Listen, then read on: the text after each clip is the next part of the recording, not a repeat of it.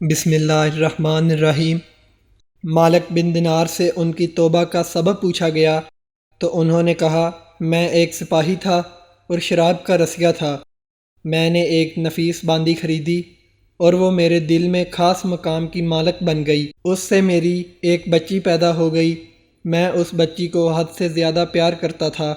جب وہ زمین پر گھسٹ کر چلنے لگی تو میرے دل میں اس کی محبت اور بڑھ گئی۔ وہ مجھ سے مانوس ہو گئی اور میں اس کے سامنے جب شراب لا کر رکھتا تو وہ آ کر کھینچا تانی کر کے میرے کپڑوں پر شراب بہا دیتی۔ جب اس کے 2 سال ہو گئے تو وہ مر گئی۔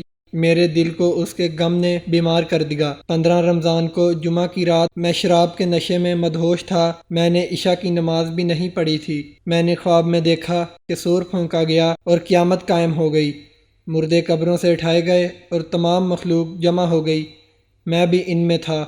میں نے اپنے پیچھے سے آہٹ سنی، مڑ کر دیکھا تو ایک بہت بڑا اژدہا کالے رنگ کا، آنکھیں نیلی ہیں، منہ کھولے میری طرف دوڑ رہا ہے۔ خوف و دہشت کے مارے میں بھاگا۔ رستے میں ایک ستھرے لباس والے شخص کے پاس سے گزر ہوا۔ میں نے سلام کہا۔ اس نے جواب دیا۔ میں نے کہا، بابا مجھے اس اژدہے سے پناہ دو، تجھے اللہ تعالیٰ پناہ دے گا۔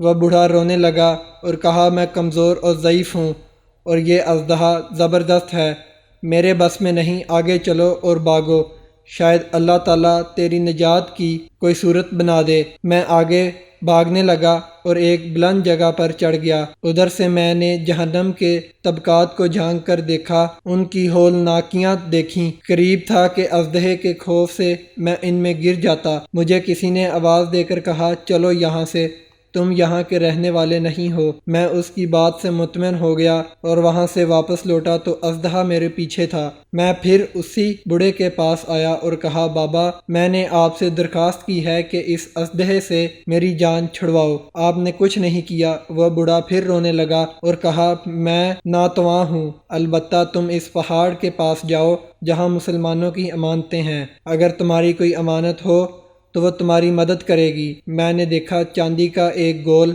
پہاڑ ہے اور اس میں جگہ جگہ سوراخ اور روشن دان ہیں اور پردے لٹکے ہوئے ہیں۔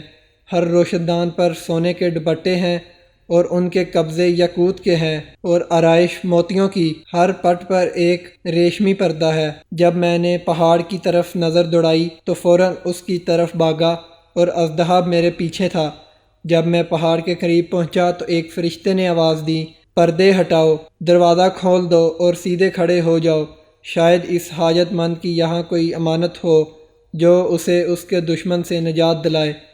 میں نے دیکھا پردے ہٹ گئے اور دروازے کھل گئے اور ان روشن دانوں سے بہت سارے بچے میری طرف جھانکنے لگے۔ ان کے چہرے چاند کی مانند تھے۔ اژدہا بھی میرے نزدیک پہنچ چکا تھا۔ میں حیران رہ گیا۔ ان بچوں میں سے ایک نے چلا کر کہا، سب آؤ، اس کا دشمن اس کے قریب آ گیا ہے۔ چنانچہ وہ جوک در جوک کھڑے ہو کر جھانکنے لگے۔ اچانک میری وہ بچی جو مر گئی تھی وہ بھی ان کی ساتھ جھانک رہی تھی۔ جب اس نے مجھے دیکھا تو رونے لگی اور کہا، ہائے یہ تو میرا باپ ہے۔ پھر اس نے نور کے جھرمٹ میں تیر کی تیزی کے ساتھ چھلانگ لگائی اور میرے سامنے آ کھڑی ہوئی۔ اس نے اپنا بایاں ہاتھ میری طرف بڑھا کر میرا دایاں ہاتھ پکڑ لیا اور اپنے دائیں ہاتھ کو اژدہے کی طرف بڑھا دیا تو وہ بھاگ گیا۔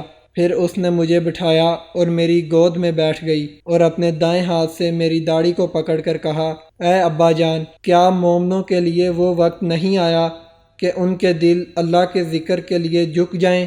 میں رونے لگا اور کہا، اے بیٹی، تم لوگ بھی قرآن کو جانتے ہو؟ اس نے کہا، ہم تو تم سے بھی زیادہ قرآن کو جانتے ہیں۔ میں نے کہا، اژدہے کے بارے میں تو کچھ بتاؤ جو مجھے ہلاک کرنے کے در پہ تھا۔ اس نے کہا، وہ تیرا برا عمل ہے جس کو تو نے طاقتور بنایا ہے اور وہ تجھے جہنم کی آگ میں ڈبونا چاہتا ہے۔ میں نے کہا، اس بوڑھے کے بارے میں بتاؤ جو رستے میں ملا۔ اس نے کہا، وہ تیرا نیک عمل ہے جسے تو نے اتنا کمزور کر دیا کہ اب وہ برے عمل کا مقابلہ نہیں کر سکتا۔ میں نے کہا، اے بیٹی، تم اس پہاڑی میں کیا کرتی ہو؟ اس نے کہا، ہم سب مسلمانوں کے بچے ہیں، سب یہاں قیامت تک رہیں گے، تمہارے انتظار میں ہیں، جب تم آؤ گے تو ہم تمہاری سفارش کریں گے۔ مالک بن دینار فرماتے ہیں، میں گھبرا کر اٹھا اور صبح کو میں نے شراب چھوڑ دی اور اس کے برتن توڑ ڈالے اور اللہ تعالیٰ سے توبہ کی، یہ میری توبہ کا سبب ہے۔ معلوم ہوا کہ اولاد اگر بچپن میں فوت ہو جائے تو مایوس نہیں ہونا چاہیے، بلکہ اللہ کی مرضی پر راضی رہنا چاہیے، کیونکہ یہی نابالغ اولاد آخرت میں کام آنے والی ہے، جیسا کہ اس واقعے سے سبق ملتا ہے۔ اللہ تعالیٰ ہم سب کو عمل کرنے کی توفیق عطا فرمائے۔